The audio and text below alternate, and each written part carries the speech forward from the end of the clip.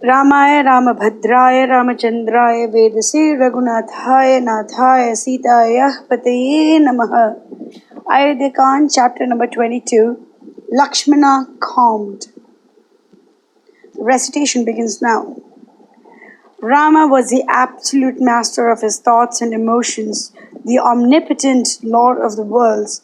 His iron will never allowed the least sign of it to escape him. None lay nearer to his heart than Lakshmana. Lakshmana was never very remarkable for patience under restraint. Angry fires shot from his eyes as from the red mouth of a volcano. He hissed forth burning sighs even as an infuriated lord of serpents. Yet Rama forgave him all, forgot all. Was he not his brother, his friend and companion, the darling of his heart and sore stricken with grief?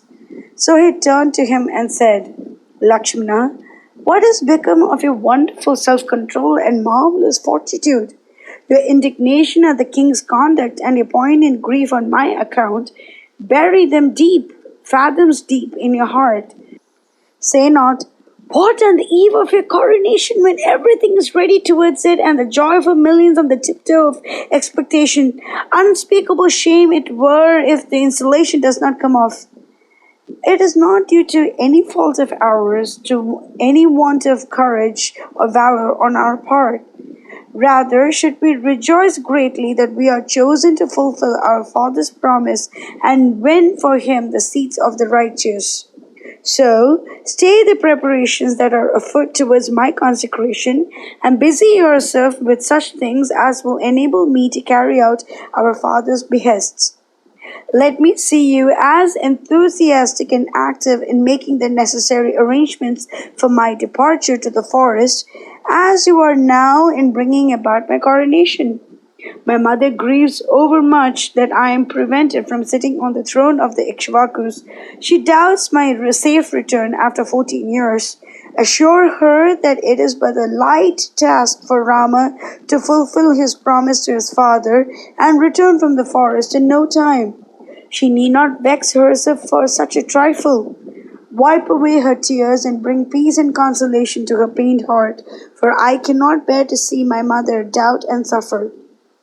I never knew till now what it is to cause the slightest grief or worry to my father or my mother's. Our Father ever speaks truth. He never goes back upon his promise. Endowed with a might and valor that never fails his purpose, he might be induced to doubt whether the high worlds of the gods are open to him if his plighted word is not kept. And is it not our sacred duty to keep away from him even the faintest suspicion of it? If my coronation be not cancelled, my heart may be pained to think that his sworn word to Kaikeyi goes for nothing, and it will wring my heart most cruelly. So I wish to stop the preparations towards my consecration and start to the woods this very moment. Let the daughter of the Kaikeya monarch see her hopes realized and seat her son Bharata on the throne of the Ikshvakus. It will do her heart good to see me take my way to the forest, clad in deerskin and bark of trees, with my hair matted and coiled on my head. Nothing can shake my resolve to renounce the throne and seek the dark depths of Dandaka. Pain me not further. I assure you that I put this town behind me and set my face towards the abode of the saintly rishis. Look sharp. Till now, I assign Dharma as the sole motive of my actions, but there is a greater and nobler one. It is not Kaikeyi that deprives me of this kingdom, nor restores it to me at the end of 14 years, but the Lord. We but waste our breath in cursing her. The Lord put such a notion into her head. Else, why should she seek to harm me all wantonly as you think? Know ye not that I make no difference among my mothers? Each one of them is as much entitled to my love and reverence as she that bore me. Even so, Kaikeyi makes no difference between me and Bharata, yet she could speak such harsh words and cruel to stop my coronation and banish me to the wild woods. Need I seek for any other likely reason than that the Lord has chosen? for some inscrutable purpose of his to change her very nature? Gifted with many a natural grace of mind and heart, with the blood of noble and mighty monarchs in her veins, adorned with compassion, generosity, and other excellences that became one of her rank, why should Kaikeyi behave like the meanest of her sex, low-bred, wicked, and cruel? It matters not if she speaks so to any other but to her lord and husband. It matters not if she sends word through a maid or a slave of hers, but herself and to his very face. Would she ever dream of giving utterance to words pregnant with countless woes to me, upon whom the king and herself have lavished their love and care till now, even to the very verge of partiality? Does she suggest it or hint it? No, she does not mince matters. She never tires of repeating it. Is it so very difficult to see the finger of the Lord in this? None dare set himself up against his will, whose ways are mysterious past understanding.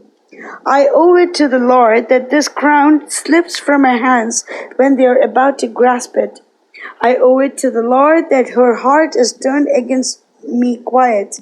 Say not, what is destiny or fate when pitted against the might of our will?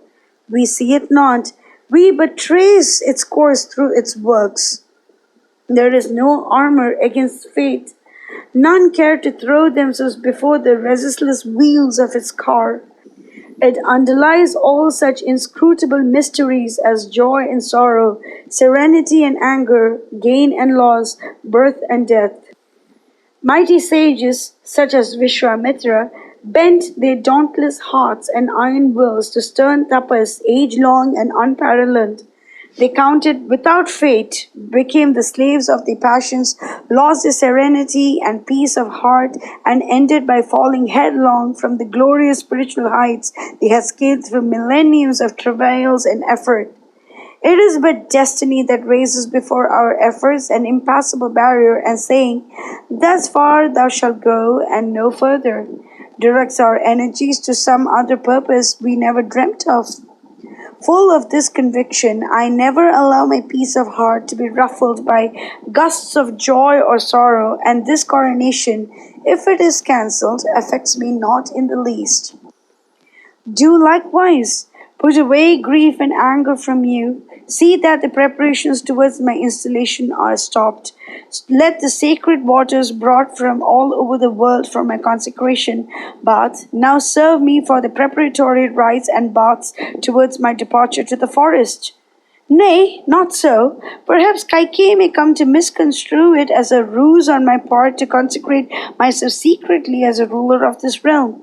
So I will have nothing to do with the holy waters that are, of a truth, the property of the king, hence of Bharata. Lakshmana, vex not your mind in the least that we have let this kingdom and its wealth slip through our fingers. It is all one to me if I am the monarch of the earth or a humble recluse of Dandaka. On better thoughts, a forest life is absolutely free from the cares, the misfortunes, and the sins that beset a ruler's path. The rarest object of God's creation meet our eyes there on every side. Hence, I prefer a life in the green woods to an uneasy throne. Lakshmana, I tell you what, no one knows better the boundless mights of destiny. It sits at the heart of Kaikeyi and prompts her to speak harsh and cruel words to us. Now, is it charitable of us to think that she had a hand in stopping my coronation? Mangalam Kaushalendraya Mahaniya Gunapte Chakravarti Dhanurjaya Sarva Bhaumaya Mangalam.